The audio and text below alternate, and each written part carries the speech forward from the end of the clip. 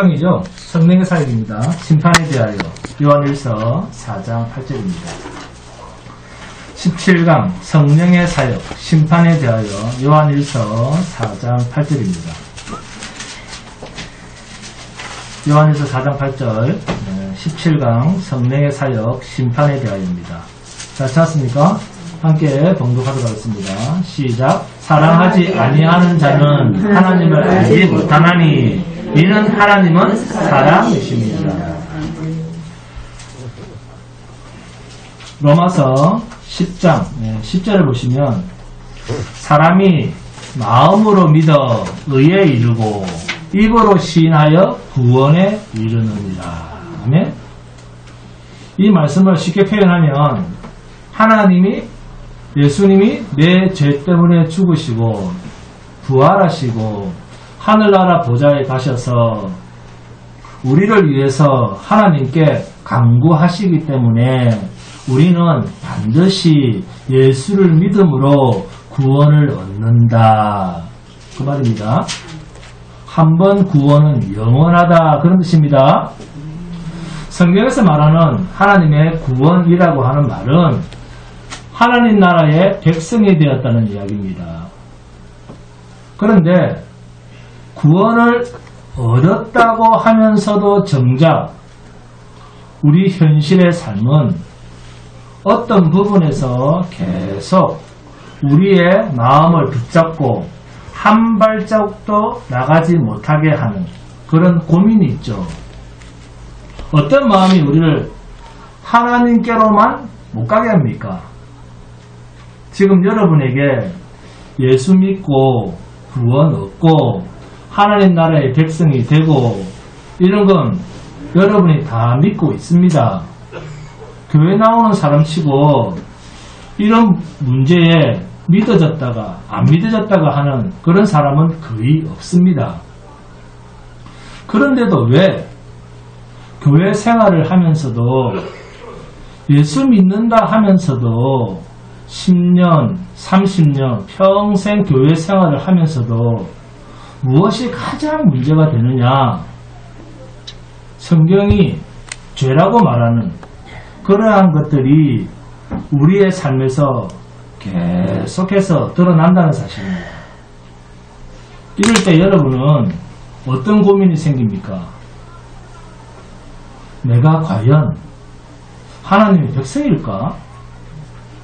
내가 과연 구원받은 사람이 맞을까? 예수 믿는다고 하면서 어떻게 이렇게 사라지지? 이렇게 흔들리는 구원의 확신에 대한 연약한 모습들. 이런 모습들이 계속 여러분의 마음을 불편하게 하고 흔듭니다. 그런데 이런 고민 하나 없이 하나님 앞에서 진리가 너희를 자유케 했다라고 하는 그 분명한 자유함으로 인한 감사, 찬송, 기쁨 이런 것들이 지속적으로 지금까지 계속 내 인생에서 유지되고 있는가 하는 물음을 한다면 아마 저는 그렇습니다 라고 대답할 수 있는 사람은 없을 거라고 저는 생각합니다. 그러면 왜 하나님의 백성이라고 하면서 성도라고 하면서 왜 우리의 삶에서 이 죄의 문제가 계속 내 마음을 공고하게 하고 내 생각을 혼란스럽게 하고 또 이 죄의 문제가 해결이 안 되고 왜 그럴까요? 그것은 나라고 하는 자기 인생이 부정되지 않아서 그렇습니다. 왜 고민합니까? 이 죄 문제에 대해서. 왜 우리가 고민을 합니까? 자기 생각, 자기를 버리지 못해서 그렇습니다. 자기라고 하는 존재를 여전히 보고 있기 때문에, 여전히 살아있는 존재를 여기기 때문에 그런 겁니다. 이 문제를 해결하기가 참 어려운데 어떻게 해결하느냐? 하나님의 은혜로만 됩니다. 나는 죄인입니다 라고 말하기는 쉽습니다. 이 세상에 모든 인간은 다 죄인입니다. 이건 인정하기가 너무 쉽습니다.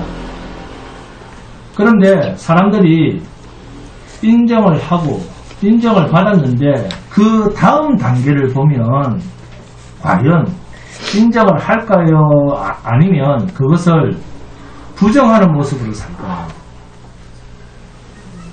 거의 모든 사람이 인정하지 않았던 옛날 그 모습 그대로 삽니다. 마태복음 16장 24절입니다. 이에 예수께서 제자들에게 이르시되 누구든지 나를 따라오려거든 자기를 부인하고 뭡니까? 너는 없고 그 말입니다. 자기를 부인하고 자기 십자가를 지고 나를 따를 것이니라. 아멘? 이 말씀 속에 담긴 열매가 뭔지 아십니까? 자기를 부인하고 자기 십자가를 지고 나를 따를 것이니라. 성화와 예수님의 제자됨에 대한 중요한 선언입니다. 우리가 죄의 문제를 고민하고 내 정체성에 대해서 하나님의 말씀 앞에서 왜 내가 이 꼬라지밖에 안 되지? 라고 생각한다는 것은 결국 결론이 아직도 자기 중심적이라는 것입니다. 내가 살아있다라고 하는 증거라는 것입니다. 심판하실 하나님 앞에서 자기가 살려고 하는 조건들을 만들려고 하는 그런 생각을 벗어버리지 못하기 때문에 내가 왜 이 꼬라지지? 라는 생각을 한다는 거예요. 자기를 부인하고 자기 십자가를 지고 나를 따를 것입니다. 나를 따를 것입니다. 여기서 주님의 제자가 된다는 말은 큰 의미가 없는 말입니다. 왜 의미가 없느냐? 앞에 선행되고 있는 자기를 부인하고 자기 십자가를 지고 라는 말이 너는 없는 그 말입니다. 그러니까 주님의 제자가 된다라고 하는 그 말조차도 의미가 없는 거예요. 왜? 내가 없기 때문에. 그러니까 내가 없는 성화, 죽음에 관한 이야기입니다. 죽은 자가 무슨 에너지로 산자를 따라갑니까?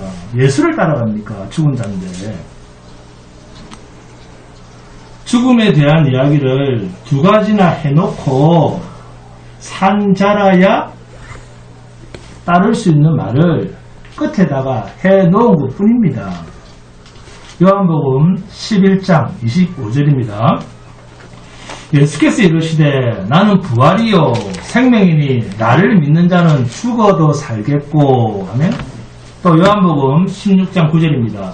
죄에 대하여라 하면 그들이 나를 믿지 아니함이요. 이 말은 그러면 예수를 믿으면 죄가 없다는 말이 되잖아요. 그렇죠. 예수를 믿으면 죄가 없다는 거예요. 예수를 믿으면 구원을 얻는다는 말이나 예수를 믿으면 죄가 없다는 말이나 같은 뜻입니다. 그래서 교회 나오잖아요. 그런데 여기에 심각한 함정이 있습니다. 여러분, 지금까지 교회 다니면서 하나님께 기도하고 열심히 말씀 듣고 열심히 말씀을 따라 살면서 하나님이 인정할 만한 삶을 이루면서 살아온 사람 있습니까? 하나님께서 너 참 착하다, 너 정말 어렵다고 인정해 주실 만한 삶이 여러분의 개인적 생활이나 교회적 생활에서 하나님께 인정받을 만한 열매가 여러분에게 나타난 적이 있습니까? 없습니까? 전혀 없습니까? 자신은 도무지 하나님 앞에서 인정받을 만한 의로운 것이 없는데 그런 사람이 다른 사람에 대해서 의를 말하고 의를 찾으려고 하고 또 찾아보니 어렵지 못할 때 거룩하지 못하다고 비판하고 그럴 수 있습니까? 그럴 수 있을까요? 그렇게 의를 찾고 의를 기준으로 평가하고 비판하던 것을 여러분은 인정할 수 있습니까? 그것을 인정할 수 있는 마음이 있습니까? 그 사람은 자기가 죄인인데 어떤 사람에 대해서 의를 찾다가 의가 없으니까 너는 참 불의하다 라고 비판하고 막 욕을 퍼부었는데, 그런 것을 보면서 여러분은 네 말이 맞아, 그 사람의 말은 맞다라고 그 사람을 인정해 줄 그런 마음이 있습니까? 요한일서 4장 8절에 사랑하지 아니하는 자는 하나님을 알지 못하나니 이는 하나님은 사랑이십니다. 하나님은 사랑이십니다. 이렇게 성경은 말합니다. 이런 말을 하면 목사님, 하나님은 사랑이신데 하나님은 누구, 어떤 사람을 사랑하십니까? 어떤 사람을 사랑하실까요? 이렇게 상대를 생각합니다. 사랑할 상대. 자, 하나님은 사랑이시다 할 때 우리는 누구를 사랑한다고 생각을 합니까? 자, 하나님은 사랑이시다 할 때 우리는 상대를 찾죠. 그죠? 누구를 사랑하실까? 자, 그러면 우리는 누구를 사랑한다고 생각합니까? 복음성에서 노래를 부르듯 하나님은 나를 사랑하신다 라는 것을 전제로 하고 어떤 노래를 부릅니까? 나는 사랑받기 위해 태어난 사람. 이렇게 바로 가죠. 그런 마음으로 복음성을 부른다는 겁니다. 이게 은필입니다. 성경은 하나님에 대한 정체성을 말하는데 인간은 그 하나님의 정체성을 인간이 자기와 연결시켜서 생각을 하려고 한다는 거예요. 하나님은 자신의 존재, 나는 이런 사람이야 하는 하나님 자신을 밝히고 있는데 우리는 그것을 나랑 연결시킨다는 거예요. 누가? 내가.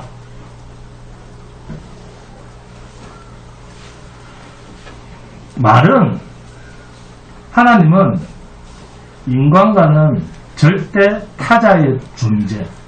그러니까 타자라고 하는 말은 피조물인 존재와는 함께 할 수 없는 존재다 그 말이에요. 하나님의 존재 자체는.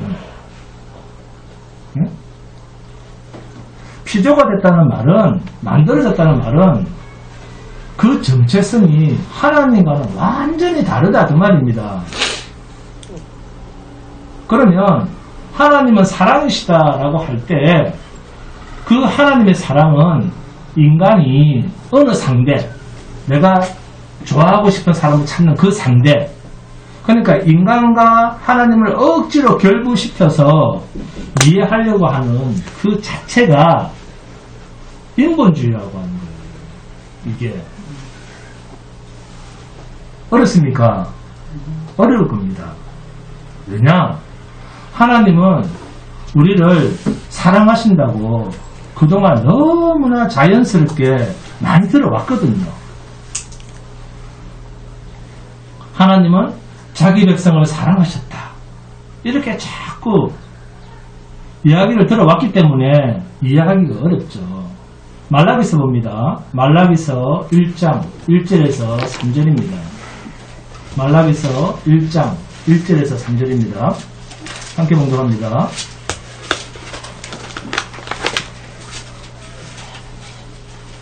말라기서 1장 1절에서 3절입니다. 자, 시작. 여호와께서 말라기를 통하여 이스라엘에 말씀하신 경고라. 여호와께서 이르시되 내가 너희를 사랑하였노라 하나 너희는 이르기를 주께서 어떻게 우리를 사랑하셨나이까 하는도다. 나 여호와가 말하노라. 에서는 야곱의 형이 아니냐. 그러나 내가 야곱을 사랑하였고 에서는 미워하였으며 그의 산들을 황폐하게 하였고 그의 산업을 광야의 이리들에게 넘겼느니라. 자, 2절을 보시면 내가 너희를 사랑하였노라 하십니다. 그렇죠? 사랑했다고 분명히 이야기를 합니다. 하나님께서. 그런데 이 말 속에 누가 들어가 있습니까? 누구를 집어넣는가 하면 내가 야곱을 사랑하였고 에서는요. 에서는 미워하였다. 라는 말까지 다 이 사랑 안에 포함하고 있습니다. 사랑과 미움이 포함되어 있는 것, 이게 하나님의 사랑입니다. 이게 우리는 쉽게 이해할 수 없는 하나님은 사랑이시다 할 때 하나님의 사랑의 정체성입니다. 도무지 인간으로서는 이해가 안 되는 사랑입니다. 왜 우리는 이해하기가 어렵죠? 미워한다는 것과 사랑한다는 것을 인간인 우리는 보자기에 함께 넣어두고 이해할 수 없는 존재거든요. 우리는 사랑이면 사랑이고 미워하면 미워한 거지 사랑과 미움을 함께 합쳐서 사랑이라고 말하지 않거든요. 우리는. 그런데 하나님은 사랑과 미움 이 둘을 한 보자기에 싸서 하나님은 사랑이시라 라고 말씀하고 계십니다.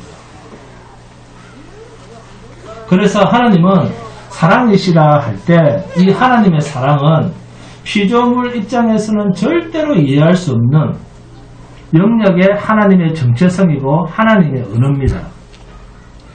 그런데 여기 이 하나님의 사랑에 인간이 피조물 인간을 끼워 넣어서 상관관계를 만들려고 하니까 모든 것을 인간 편에서 인간 편의에 따라서 이해를 하고 기도를 하고 말을 한다는 것입니다.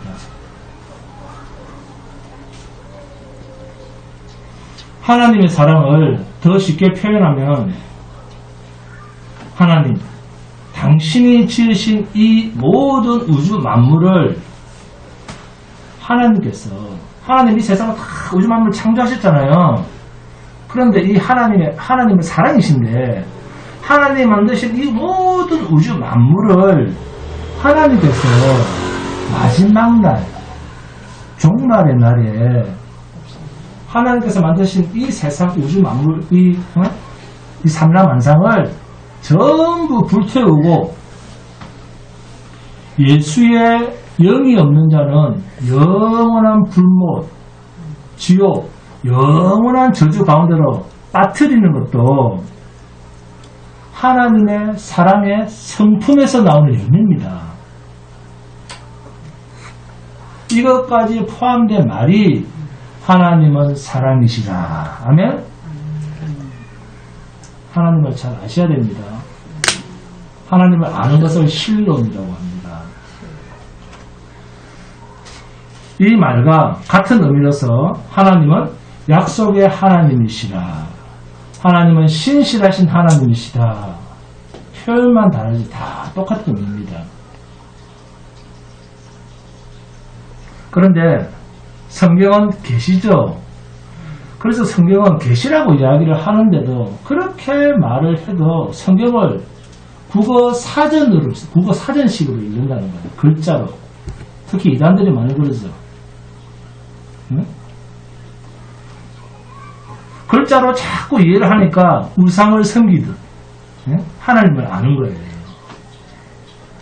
로마서 1장 23절 말씀처럼 썩어지지 아니하는 하나님의 영광을 썩어질 사람과 새와 짐승과 기어다니는 동물 모양의 우상으로 바꾸었느니라. 하나님, 인간이 어떤 일이 생기든 나한테 어떤 상황, 어떤 형편이 몰아닥쳐도 하나님을 믿는 그 믿음으로만 살면 되는데 사람들이 이렇게 하나님을 우상으로 만들지 않으면 하나님은 절대 타자, 나와 상관할 수 없는 존재로 여겨지기 때문에 나와 상관관계를 만든다는 거예요. 인간이 나와 연관을 맺는 존재로서의 하나님으로 자꾸 만들려고 하다가 보니까 하나님을 뭐로 만듭니까? 썩어질 우상으로 만드는 거예요. 요한복음 16장 9절에 죄에 대하여라 하면 그들이 나를 믿지 아니함이요. 믿음으로 살면 되는데 우상으로 자꾸 만든다는 거예요. 하나님을. 신자는 믿음으로만 살면 됩니다. 제발. 여러분 정말 예수 믿습니까? 그럼 믿음으로만 살면 되잖아요. 예수 믿는다는 것을 무엇으로 증명할 겁니까?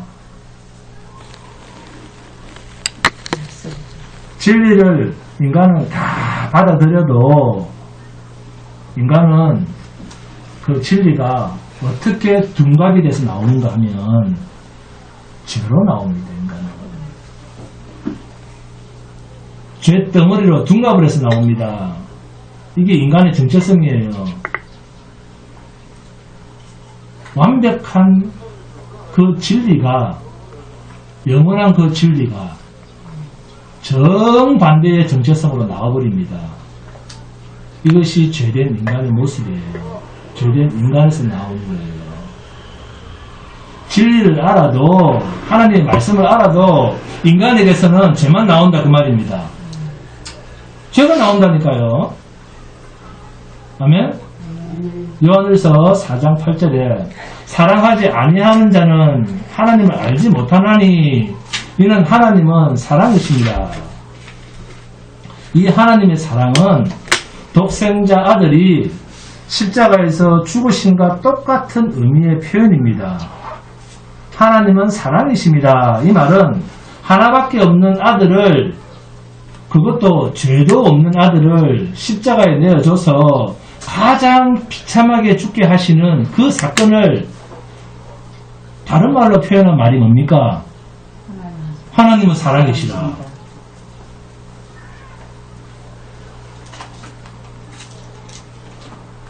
이해를 잘 하셔야 됩니다.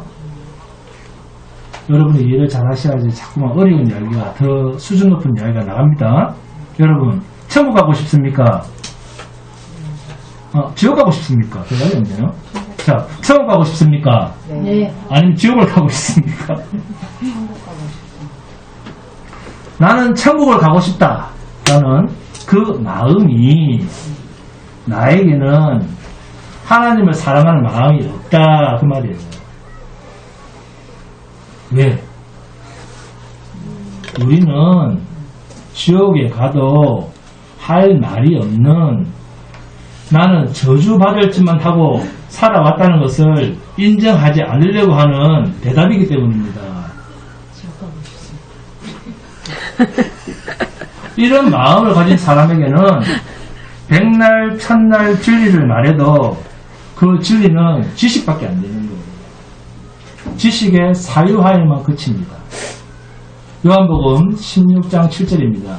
그러나 내가 너희에게 실상을 말하노니 내가 떠나가는 것이 너희에게 유익이라. 내가 떠나가지 아니하면 보혜사가 너희에게로 오시지 아니할 것이요 가면 내가 그를 너희에게로 보내리니. 아멘. 예수님의 제자들에게 내가 너희를 떠나가는 것이 좋은 일이다 했습니다. 자, 여기서 한번 생각해 보겠습니다. 어려운 일만 생기면 해결이 되고 풍랑, 바람이 불어도 예수님만 부르면 다 해결이 되시는 분이 함께 계시다가 지금 떠나려고 하십니다. 내가 떠나가는 것이 너에게 유익이다. 자, 말이 됩니까? 안 됩니까? 말이 안 되죠. 네? 그런데도 내가 떠나가지 아니하면 보혜사가 너에게로 오시지 아니할 것이죠. 아니할 것이요. 보혜사란 말은 우리의 변호자, 우리의 보호자라는 뜻입니다. 그런데 이러한 분이 요한복음 16장 8절을 보시면 보호자요 변호자라는 그분이 오시면 그가 와서 죄에 대하여 너희를 더 편하게 해줄 것이다 그렇게 안 하고, 그가 와서 죄에 대하여, 의에 대하여, 심판에 대하여 세상을 책망하시리라. 더 유익이라고 했는데, 응? 아니 오히려 그분이 오시면 우리를 책망하신답니다. 책망. 자, 좋은 말입니까? 나쁜 말입니까? 나쁜 말 아닙니까? 네? 내가 떠나가는 것이 너희에게 좋은 일이라 했는데 그래서 오늘날도 보혜사 성령이 오시면 다 좋아라 합니다. 불러 하면서 막 부르잖아요. 성령 충만 달라고. 왜 부릅니까? 왜 성령 충만을 구합니까? 자기 힘으로 할 수 없는 것이 성령이 오시면 할 수 있다라고 생각하기 때문입니다. 요한복음 16장 9절에 죄에 대하여라 하면 그들이 나를 믿지 아니함이요. 예수를 믿지 않는 것이 죄랍니다. 자, 여기 예수 안 믿는 사람 있습니까? 아무도 없죠. 저도 예수 믿을 자격도 없고 능력도 없었는데 주님의 일방적인 믿음의 선물로 믿게 되었습니다. 여러분, 하나님께서 사랑하시기로 작정하고 미워하기로 작정한 하나님의 사랑이, 자, 그러면 인간하기 나름입니까? 아니면 하나님 당신 마음대로 작정합니까? 하나님 마음대로입니다. 그러면 무슨 재주로 우리가 예수를 믿는다는 말입니까? 그러니까 믿는다는 말 하나에도 벌써 인간 자기가 주격이 되어 있습니다. 그러니까 뭔 일만 생기면 계속 넘어지는 거예요. 내가 믿는다는 이러한 잘못된 기준을 가지고 있으니까 자기 자신에 대해서 오해를 하고, 하물며 다른 사람에게는 얼마나 더 오해를 하겠습니까? 내가 떠나가는 것이 너에게 유익이라. 무슨 뜻입니까?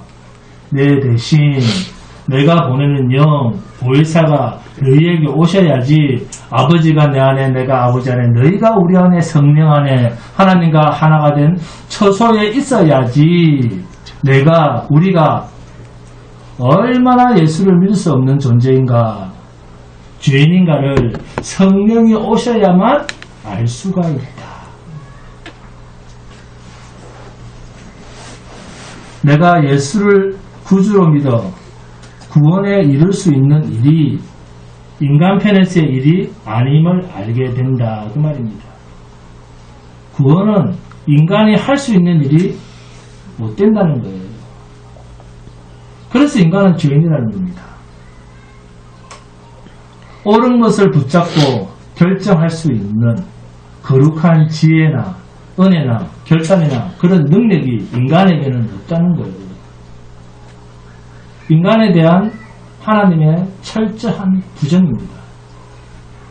예수와 성령은 절대적으로 연결이 되어 있습니다. 예수의 가심과 성령의 오심도 인간이 뛰어들 여지가 없습니다. 인간이 가지 마세요 한다고 해서 예수님이 안 가고 그러진 않습니다. 하나님의 절대 주권입니다. 요한복음 16장 7절입니다. 그러나 내가 너에게 실상을 말하노니 내가 떠나가는 것이 너에게 유익이라. 내가 떠나가지 않으면 보혜사가 너에게로 오시지 아니할 것이요 가면 내가 그를 너에게로 보내리니. 내가 떠나가는 것이 너에게 유익이라. 그러면 여기에 사탄이 우리가 유익을 받는다는데, 자, 여기에 사탄이 역사를 하겠습니까? 안 하겠습니까? 사탄이 역사를 하겠죠. 유익이 된다는 이 하나님의 사역에 성령이 하시는 이 유익되는 일에 사탄이 필연적으로 방해를 하겠습니까? 안 하겠습니까? 길을 쓰고 방해를 합니다. 그래서 전도를 하는 것도, 교회를 오는 것도 사탄이 길을 쓰고 막고 방해를 합니다. 기도 많이 하셔야 됩니다. 그래서 기독교 2000년의 역사의 오점이 뭐냐면, 이 마귀의 방해로 인해서 사람들이 자기 개인의 유익으로 성령을 오해했다는 사실입니다. 누구 때문에? 마귀 때문에. 마귀가 반대로 생각을 하게 한다는 거예요. 예수님이 하늘로 가시고 성령이 하늘로부터 오시고 하는 이 일이 하나님의 일입니까? 사람의 일입니까? 하나님의 일입니다. 그러면 유익이 되고 손해가 된다는 말이 하나님의 일입니까? 사람의 일입니까? 하나님의 일입니다. 그런데 우리는 유익이 된다는 이 말, 유익이 된다는 것을, 성령의 오심이 너에게 유익이라는 것을 인간편에다가 뭐로 바꿉니까? 만사 형통으로 적용을 시킨다는 거예요.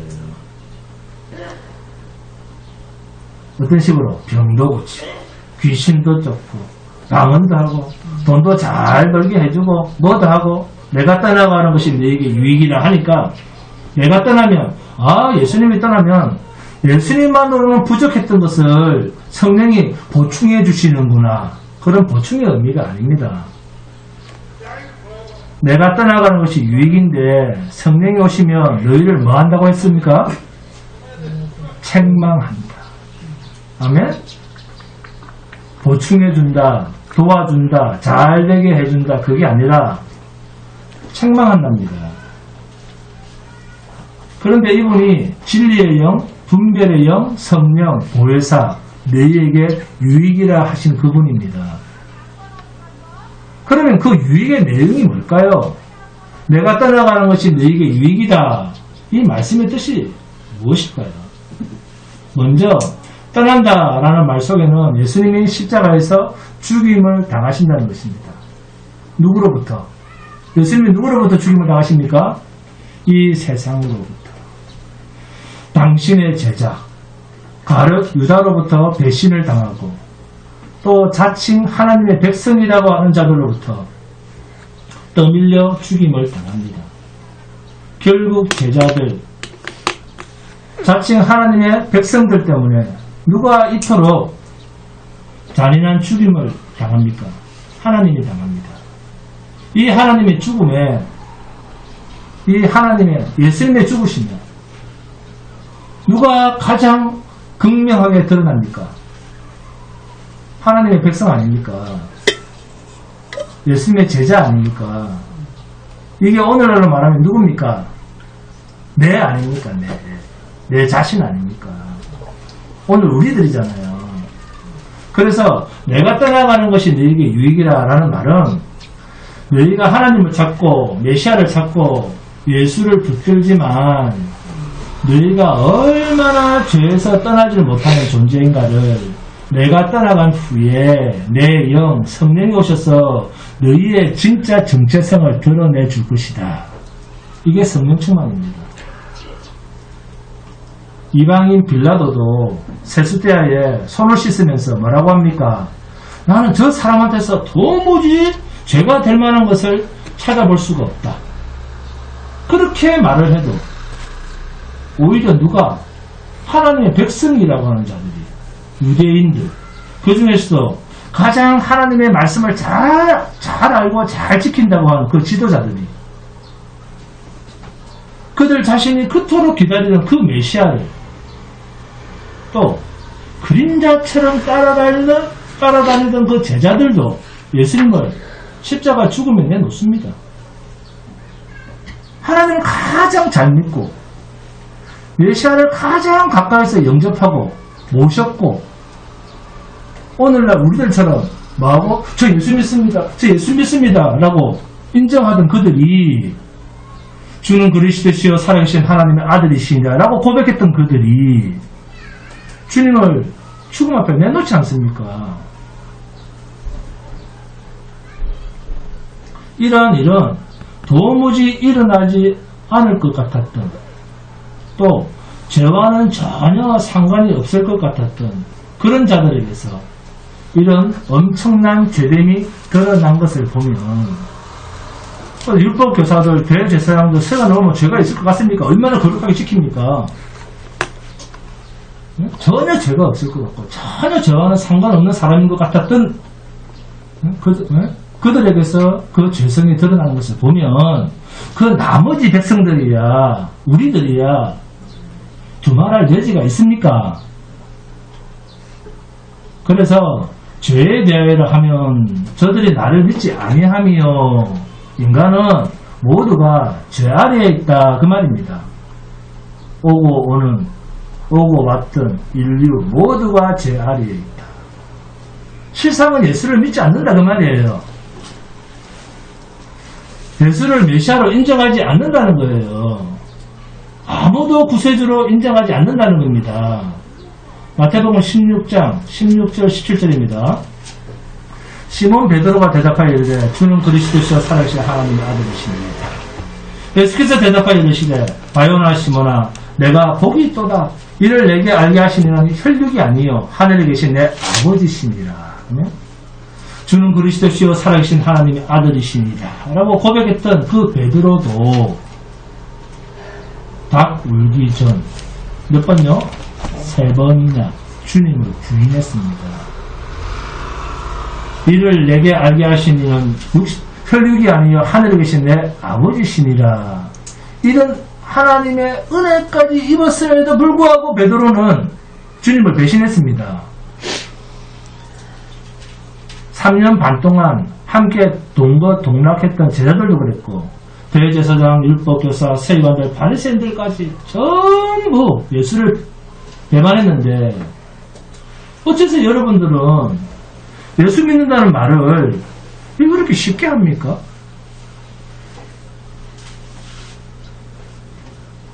유대인들이 하나님 앞에서 의롭게 살겠다 그렇게 말하는 것이나 오늘 내가 예수 믿는다 하는 말이나 뭐가 다릅니까? 한번 설명해 보세요. 똑같은 거 아닙니까? 예수님께서 이 세상을 떠나셨다는 말은 이 세상은 죄덩어리다 그 말입니다. 그 누구도 죄에서 벗어날 자는 없다는 것입니다. 모두 죄 아래에 있다는 선언입니다. 이것을 성령이 오셔서 가르쳐 주는 자만 인정한다는 것입니다. 우리한테 죄가 없는 게 아니고 성령이 오신 흔적이 주여 옳습니다. 아멘 한다는 거예요. 죄를 안 짓는 게 아니고 네 맞습니다. 내가 하나님의 독생하신 아들을 믿을 수도 없고 하나님은 더더욱 믿을 수 없고 그래서 하나님의 의를 만들어낼 수 없다는 것을 인정되는 것, 이것이 성령이 오신 자에게서만 나타나는 항복의 반응입니다. 이런 자는 자신의 행위로 의를 찾으려고 하지 않습니다. 주님이 누구한테 죽임을 당하시고 세상을 떠나셨는지를 잊지 마시기 바랍니다. 나 때문에 죽임 당하신 것입니다. 그런데도 불구하고 그분 앞에서 내가 죄인이 아닌 것처럼 거룩한 행세를 한다면 이보다 더 큰 위선, 이보다 더 큰 대적은 없습니다. 내가 주님을 살인한 살인자입니다. 내가 주님을 십자가에 팔아먹은 장본인입니다.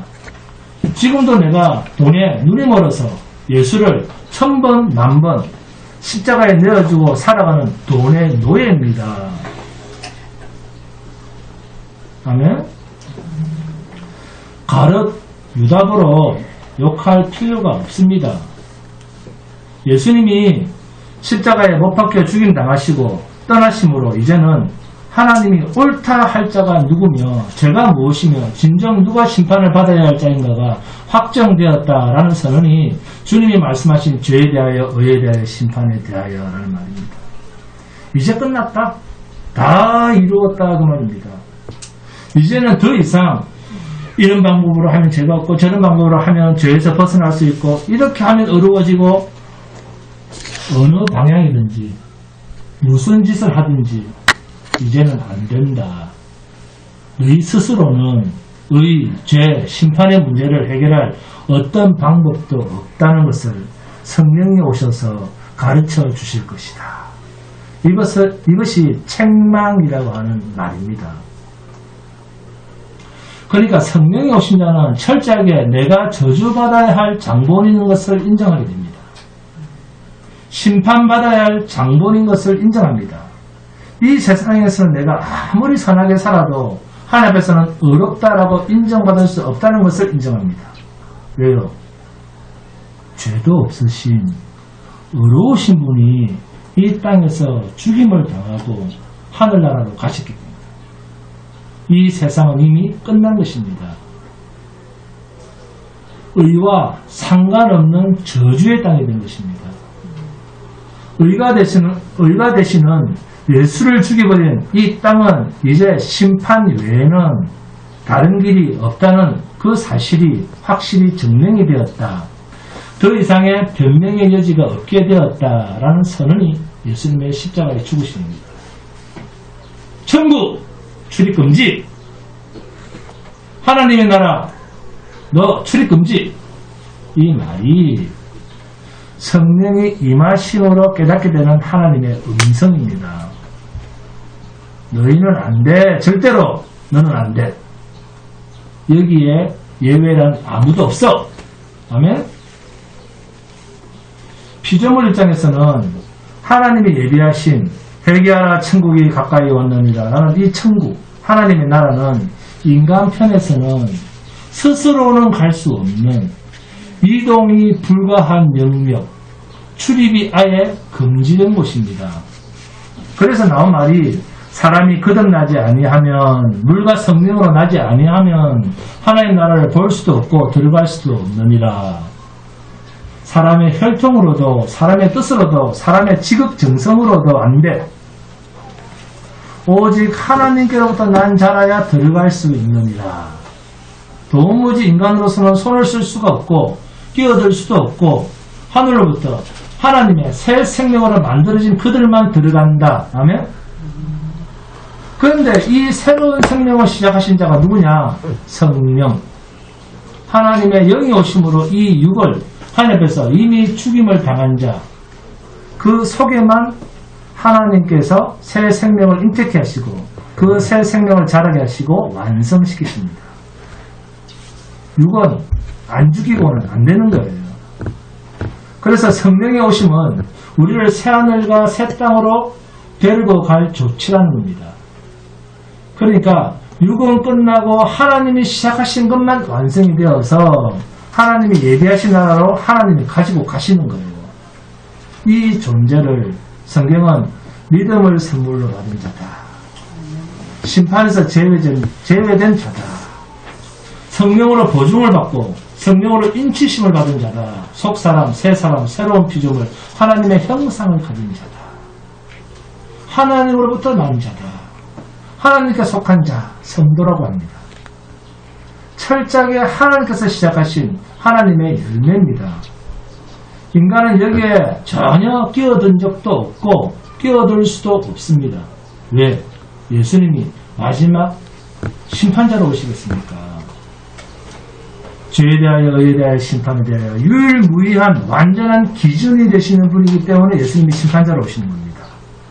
그래서 자기를 부인하고 자기 십자가를 지고 나를 따를 것이니라. 이 말을 바울 사도는 내 안에 그리스도의 흔적을 가졌노라 라는 이 말로 대신하고 있습니다. 이것을 또 다른 말로 바꾸면 주님이 가신 흔적대로 따라가는 존재가 되었다 그 말입니다. 그러니까 죄로 말미암아 죽는 것도 하나님의 일입니다. 죄로 말미암아 죽는 것을 아는 것도 하나님의 일입니다. 인간의 지식이 아닙니다. 첫날 만날 하나님 제가 죽을 죄인입니다 해본들 그것 가지고는 하나님이 야 너 참 바른 고백을 하네 라고 인정 안 해줍니다.